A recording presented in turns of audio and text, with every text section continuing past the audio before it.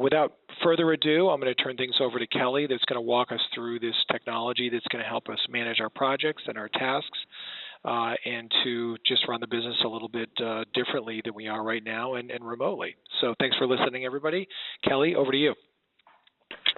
All right. Thanks so much, Byron.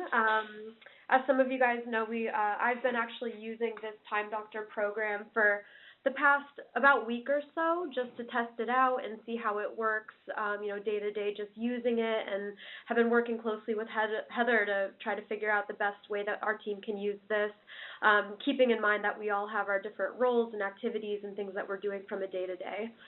So you'll see here on my screen, this is actually the little Time Doctor widget that everyone will be able to download. It takes about a minute to download. It's super quick and super easy. And what Heather and I did was we already loaded up the different day-to-day tasks that each employee is responsible for. So for CS, for managed service, for sales, and then for the developers and marketing, we have lined up tasks working, with Byron to make sure those are aligned with what you guys are doing day to day. So you'll see I actually have some tasks loaded up here. So each person is going to have their own nice, tight little list of what they're called as projects. And then within each project over here are different tasks that you can basically log time to. And we tried to make it so it's not too much. We didn't want to have, a huge scrolly list of tons and tons of tasks and super granular so it makes it a bit of a burden. We wanted to just put the high-level things in here so that we can accurately log what we're doing, track what we're doing, see how much time we're spending on certain things. So right now, in this little box, you'll see internal meeting. The timer's ticking over here, just tracking the fact that we're having an internal company meeting. If I were to then, leave this meeting and go do a project that was an internal project, all I would need to do is click, and that's going to switch the timer over to this different task. And here you'll see how much time I've logged towards the meeting. I can switch back over if there's another meeting, and it'll just pick up where that left off. And then if I happen to be working with one of my managed service customers, you'll see I actually logged time towards this earlier today. All I would need to do is click over, click into the client that it pertains to, and then I can go off and do my, tasks in the dashboard and basically click away from this Time Doctor program and, do whatever I need to do. There is a little bar here at the bottom, so no matter what page you're on, no matter if you're on the internet or a Word doc or any program, this little bar is always going to show, and you can move it around if you want it on one screen or the other, in the middle, at the bottom, at the top, and it actually acts as a pretty good reminder of what you're logging time to, and you can quickly just click on it or click on the icon down here to pull this back up in case you need to pause, if you're going to lunch, or switch your task if you're doing something different. So that's really how it works. It takes very little time to set up and actually start using, and I got the hang of it pretty quickly, and I think you guys will too, especially because we have everything lined up and ready to go for each employee. This little button here, this little icon here, actually allows you to click into your dashboard. So it'll bring up the internet, bring you to the dashboard where you can actually look at sort of a summary of the time you logged and some of the different things that we've got set up. So you can actually look at, different charts and graphs and, just some cool things you can look at just to see what you're spending time on. I actually like, let me find it. So if I go to my user page, I can actually look and see my top projects in the past 7 days and actually see how many hours I allocated towards certain things, which is kind of cool. I've spent a lot more time doing managed service than normal, so I can kind of see that breakdown is heavier than normal, so it can show you some of those types of trends and just be a really good representation of sort of what you're doing day to day. So that sort of sums up how to use the tool. I think as long as we can remember to just jump to the different tasks each time we switch things, that's really going to be the key here. And I think you guys will sort of I think we'll all sort of get used to using it. It's turned out in the past week for me to be a pretty helpful tool and actually keep me in tune with sticking to a certain thing I'm working on rather than jumping around quite as much as I used to. So that's been one of the benefits that I've noticed from using this in the past week. Can you just share with them if they all would download the tool today, how they would then actually get started? It's a tool that you will need to activate every morning as soon as you get started. Before you even start doing any tasks, you actually activate the account, or maybe you can show them how you start in the morning, and then just keep it active in your background all day long. It will be intuitive enough to know that if you're gone for more than a few minutes, it does show activation due to key swipes and activity on your keypad. But if you could show them how they actually start in the morning and kind of conclude at the end of the day. Yeah, sure. So there's actually an option, and I'm trying to find that right now. I think it's the setting. I'm not sure if it's something that we would need to set on a employee by employee basis or if we can apply it across the board, but essentially a setting where when you turn your computer on or open up your laptop, it starts ticking, and it's actually going to start ticking off of the last task that you were working on. And I believe it pops up to the front of the screen. I would have to double check that and play around with it a little bit more.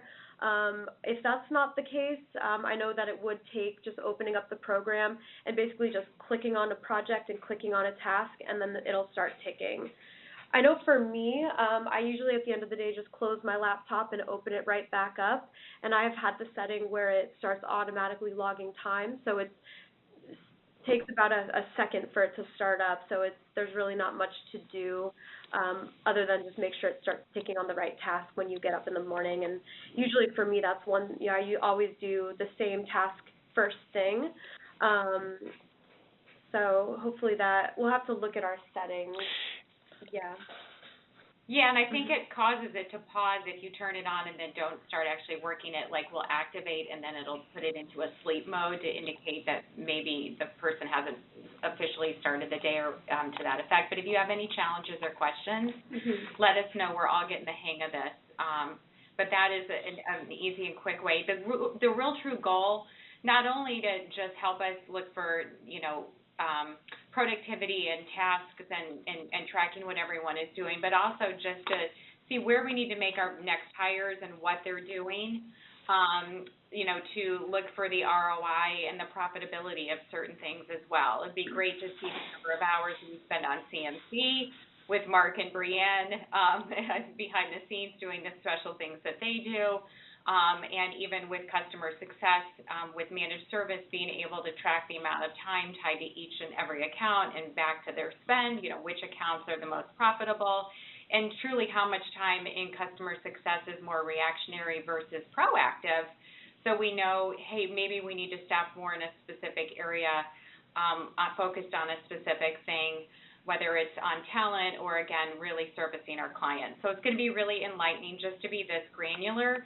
A lot of the case studies that we read have said this has been just an excellent tool to really tie back to doing the things that really drive the business forward and just creating a lot of visibility on those particular tasks.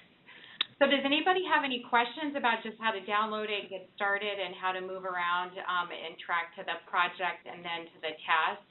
Each of you should probably only have a view into your own task that we set up for your position. On the screen here, you're seeing Kelly because she has a view into everyone's position. But if you have any questions, feel free to ask now or chat with us offline. We'll just kind of open up the floor. Well, I have lots of questions. Great. I'm going to answer some of them, but I'm going to have you answer others. Are all employees now required to use this Time Doctor system to manage and report their time throughout the day? The answer to that is yes. Who do you go to with questions? For right now, I would say, Kelly, is it okay to send everybody to you? Yeah, absolutely. Great. Will employees, if you make a mistake posting time, can you correct it? That is something on an admin level that we have basically a setting where we can go back and fix the time. Okay. So see Kelly if you reported something incorrectly. Another question. Everyone won't be able to see everyone else's time, correct? Can you explain how admin works versus a solo login? That's correct. No one will be able to see anybody else's. The only folks that will be able to see it for all concerned are Byron, myself, and Kelly. Got it. And could you show some of the department breakdowns? Like, could you just show marketing for a second, Kelly? Yep. Yeah. So log in as Brianne or something, and just her list. Yeah, this is. What does she see? Yep. Yeah, this is the master page that Heather and I were using, where we configured basically the different projects and then assigned the projects to specific people. So CMC marketing is one of the projects, and then within CMC marketing, we've got these different categories of, tasks that they can log time to, and that is only going to be showing for Brianne and Mark. Okay. On those tasks, can you go back to those tasks for a second? Some of those tasks had sub-menus to them, and so did errands. Did those make their way in? So banner ads, can you open that one up? And did a subcategory go in there, which is like, is it a new campaign or it is a revision to an existing banner ad? There were subcategories that were on that list, Heather, that I gave you. Did those make it in? No, it doesn't have the capability to go that granular at this time. When we had our first meeting, they did share that they were going to add those at a future release, but at this time, there's not subtasks yet. So go to developer for a second, because that's kind of so CMC developer. So with the website, we don't know if it's a bug or remember that subcategory? Aaron had 3 categories there. How can that make its way to the data? Because that's... Add more tasks. Yeah, we just would need to add more tasks. We could make them... I see. It'd be web. You could basically add, like, the task would be website, bug fix, and then another for website, new page, or... Got it. So we'll just go add some tasks there. Okay. Because that, in the end of the day, particularly with development world, it's really critical to know for time management and efficiency, how much time are we fixing bugs versus creating new code, Absolutely. Kelly and I will fix that today. Okay. And that way it's ready for... Great. And that will be for both marketing and the developer's time when you're logging stuff. Yes. That'll be awesome, because that's thank you very much. Okay. Let me see. There's no... Heather, how will you be using this? How are you going to use this so people can understand it? Like, what feedback are you going to offer to your team on, hey, let's look over your Time Doctor report this week? Are you going to go look over hours and data and ask questions and ask people about their productivity? What goals do they have in thinking about how they log their time? Those are yet to be determined and will be formed probably within the first 30 days. But the good news is we have a strong track record of many months of productivity, which show the number of talks, the number of voicemails, emails, recs, conversations that we've been having. So this will just create further validation to track those numbers, as well as further detail. And what we'll try to do is really create, multiple KPIs and metrics that we pull from this to really say, hey, do we notice that, previously 20 hours per week of Leah's time were spent doing demos, but now we see it trending closer to 25 or 30. And, we'll start to track certain things that we hope to pull from this to say, hey, wow, we're getting so close. We now need to maybe add another salesperson.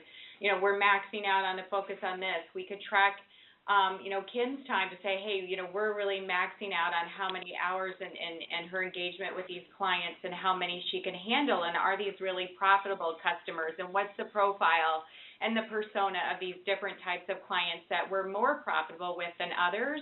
So there'll be things that will come from this that will help us make really good decisions on going after certain type of business, adding additional headcount, and encouraging people to do specific tasks. And, there'll be more data that I can share on things that we'll really monitor and try to measure for this. It'll be a tool that I think will be beneficial both ways for us and the employees. Does that help? Yes. I just wanted people to hear that answer. Okay. That was really fantastic.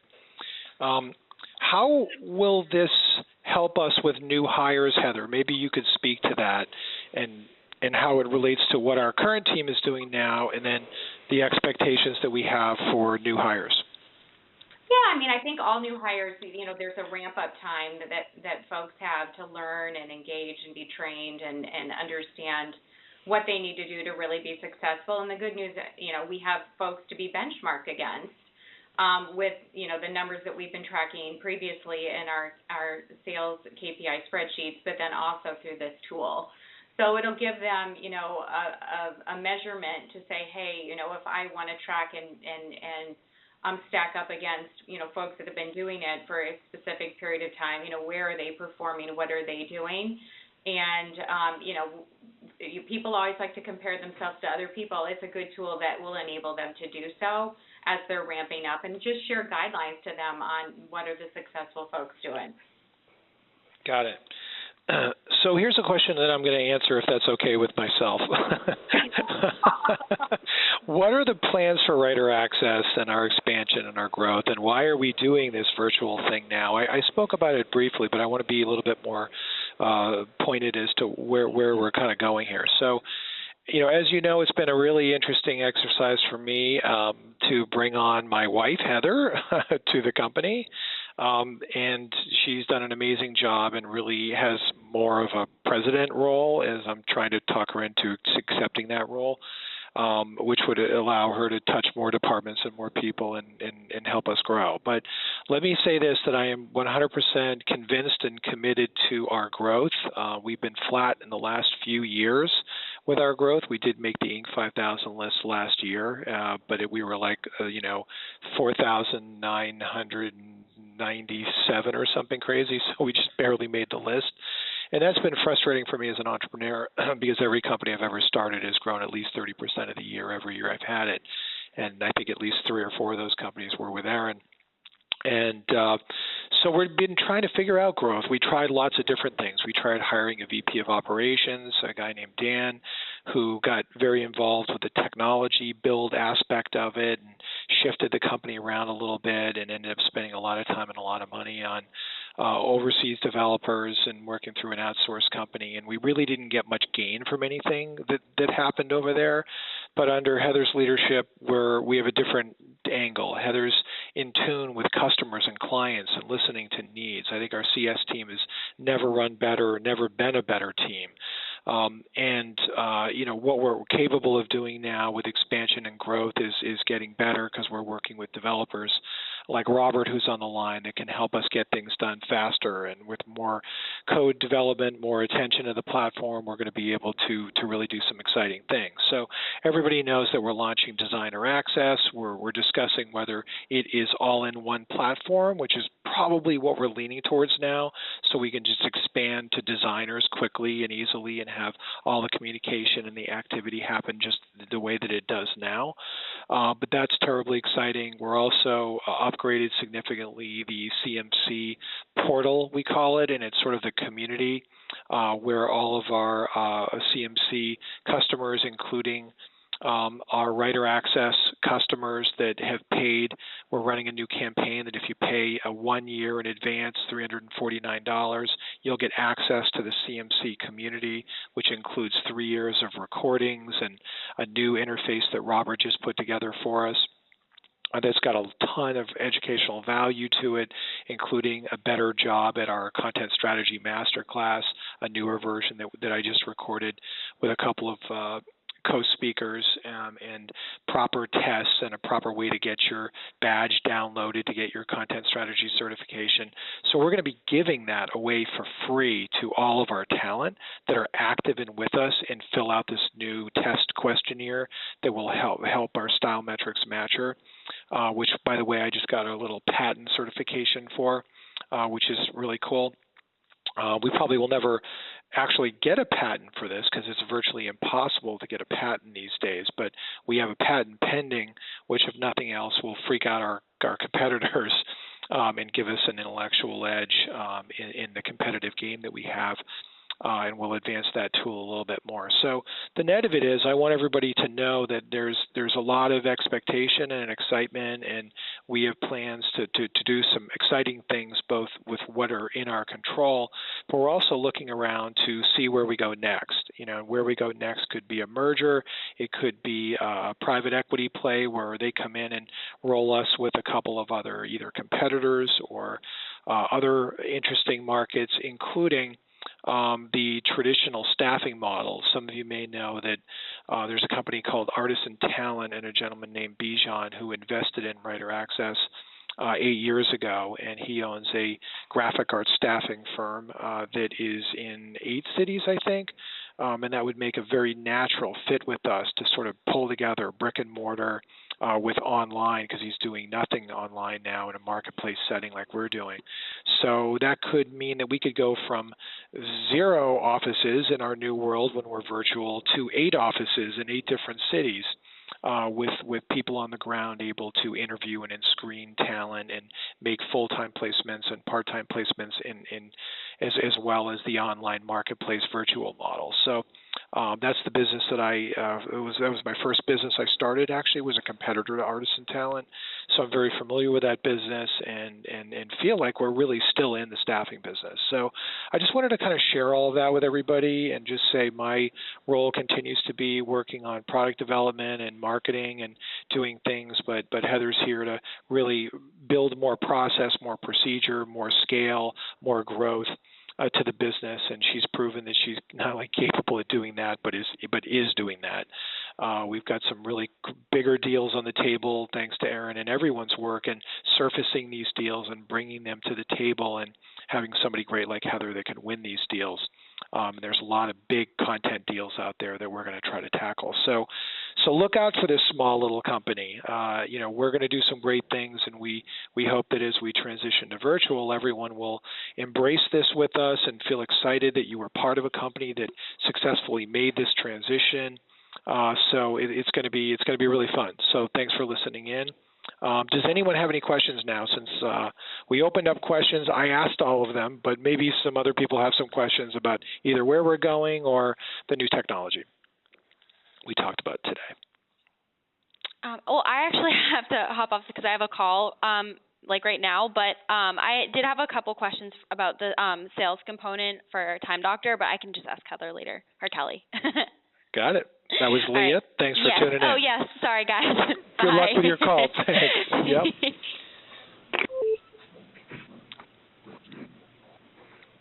Any other questions? I have a quick question about if we're on the phone and not actively using the computer, which is a lot of my day, is the whole system going to, is it going to time out? How does that work? I don't believe so. Lindsay, I know we've got, for some of our CS tasks, for, I think, let me see, customer support is one of, or no. Yeah, I know there's a couple of tasks where phone call is one of the options where you can actually log time towards, a scheduled phone call that you're having with somebody. I think we'll have to double check exactly how the timeout feature works, but as long as you're, on the computer, your mouse is there, or you're clicking around their dashboard or something like that, I think it's not gonna idle you. So we'll have to double check and look into that a little bit closer, but yeah, I think we'll probably be fine with just logging the time towards whether it's a Gramps phone call or a SAS phone call, or, I know the leads are one too.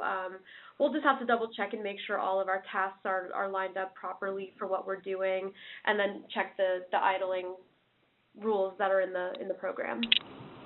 What are the idling rules so we know, if we're going to the bathroom, how much time? It's a great question.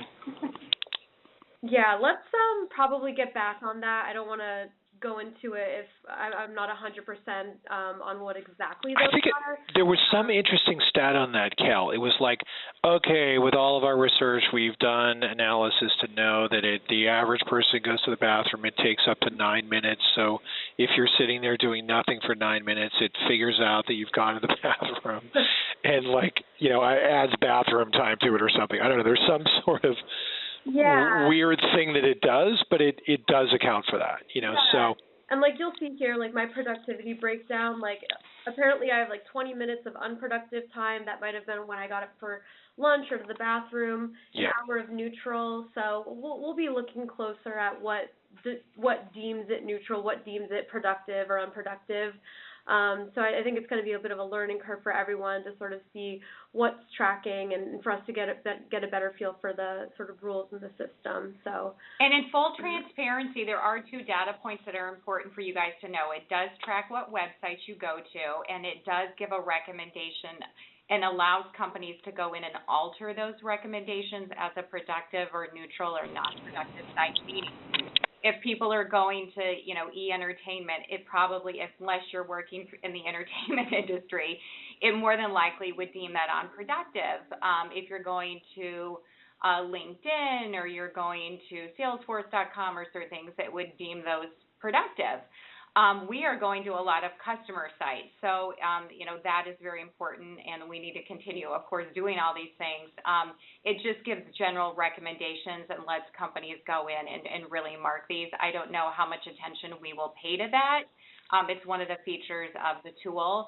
It also does take screen grabs of your computer screen throughout the day, and it does share with you. Kelly's showing right now, like, what the screen grabs are. They're in your dashboard. You're able to see everything in its screen grabs. And again, this is a tool used for remote employees predominantly. So, you know, just know that that is something it does, and it does allow you to see the screen grabs it takes. And the goal of that is to just, you know, let an employer know if they want to go and look at those, what the person was doing at specific times when it decides to randomly take these shots. Okay, so because I was saying to them earlier, I'm a little concerned because 3 clients that I talked to today were STD testing, vodka, and Thank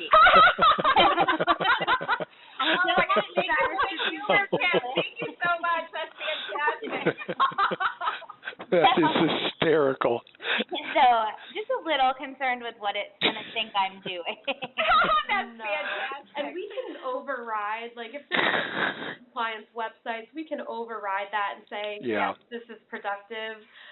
So there's, like, admin features where we can, you know, not make it look bad if you're on client sites that are about vodka, for example. So, yeah, we can certainly configure that. Okay, cool.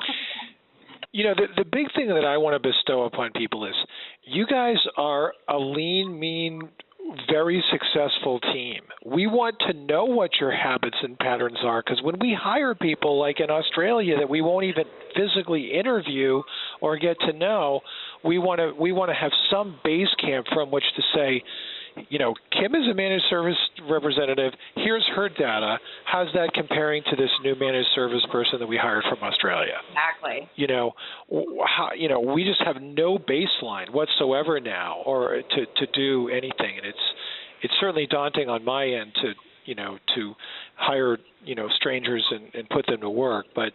I think this is the new economy, guys.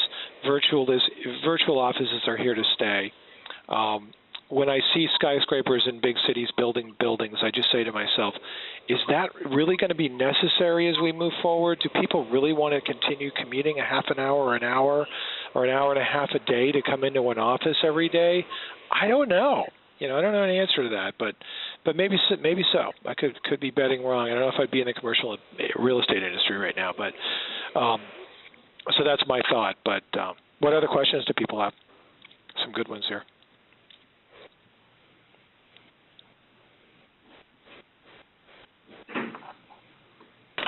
I have another quick one, and this may be kind of specific to me, but I know that there are other, kind of quick tasks. But, like, for example, I manage the live chat, so if I constantly have that open on one screen so that I can answer them as quickly as possible. Do I have to log every time I respond to something?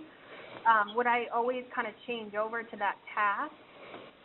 That is a great question. The quick answer is no.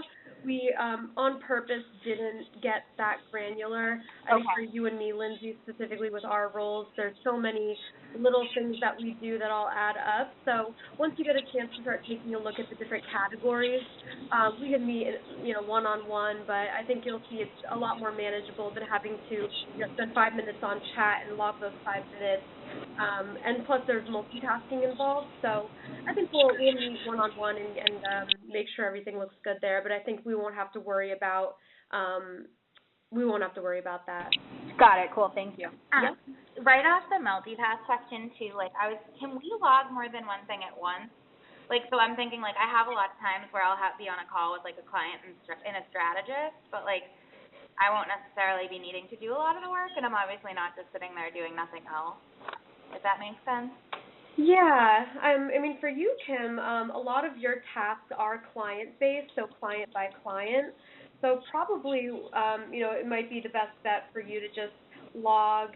I don't have yours pulled up here, but, log a few minutes of this one client, and then right when you're ready to get on your call or your call happens, you just switch over and then click back to the dashboard. There's not a way to do two tasks at one time to log that you're multitasking. It's always one task or one project within one task. But it might be something that we see what works best and figure that out. Okay. Yeah. Yeah, the strategist calls are where that I see that most, I think. Got it. A full hour of if you are doing, Kim, if you literally are not participating with that client, say you're on a strategist call with Allstate, and you're literally just dialing in to be hello, introductions, and they're doing all the talking, and you end up spending 30 minutes doing talent approvals, for new writers, I would log that if you spend the 30 minutes for the talent for the new writers as that task. Because whatever task you're really engaged in, if you are doing two at the same time, that's the one we want you to track. Okay. Yeah, good point. Mm-hmm. Does that make sense? Yep. I think that's all I had too. Okay, perfect. Heather, as you move forward with this, do you see us having, a company call every couple of weeks to go over highlights or go around the room and say, what's everybody working on? Or answer 3 questions is sort of a big famous one a lot of people doing. What did you do in the last couple of weeks? What are you working on right now and for the next couple of weeks? And what snags or trouble are you having that other people can maybe help you with? You sort of do a round horn, go around the room so people can hear each other talk and collaborate and have opportunity to reach out to one another. Would something like that help us in this virtual world that we're playing in? Stay connected, stay with the pulse of the business. Do you imagine doing something like that? Oh, I think specific to this tool, there'll be a lot more collaboration, right out of the gates than just, in the first month. I think it'll be, weekly collaboration to just make sure we're using it well and everyone feels great about it. But yes, when you move to a virtual environment, it's important to keep the team together and motivated, excited, share wins, share challenges, really understand what's going on and stay as a really tight community and make sure everyone understands the different functional groups, what they're doing, and how they're contributing for greatness. So that will be a key component if indeed everybody does go full remote office to be an important part of the ongoing go-forward plan. Great. Any other questions? Parentheses, Lindsay? I'm good. Thanks for the shout out, but I'm good. Well, let us know today if you have any challenges downloading it. I mean, Kelly has done it, and I've done it, so we'll try to best to answer any questions you have, and then we'll ask everyone to get started using this first thing Monday morning, and, reach out at any point if you have concerns or specifics, especially, again, the qualification questions on what do you tag it to, and what if I'm doing this or doing that, what makes best sense. some of them will have answers, and some of them will probably try a few different things and maybe adjust the answers as we go forward just to see what works best. But thanks for being part of this with us, and we're excited to try something new. Cool. And this tethers into some of the, doesn't it have some integrations into like Slack and some other things like that, or not? I can't quite remember. Yeah, there are. Actually, I have a Google Chrome one that I loaded up. That's actually one that we're going to want to all load up. The web app is the main one, and then, or just the computer app right here, which you can download with this link. And then I believe there's a section somewhere in the dashboard. There's a section where you can, web and app usage. I think that's where you can download the different. I think the Google Chrome one's probably the main one that we'll need. But there are some integrations, and we can definitely explore and see if any of those make sense to use. But let that load up there. Great. All right. Thanks for listening, everyone.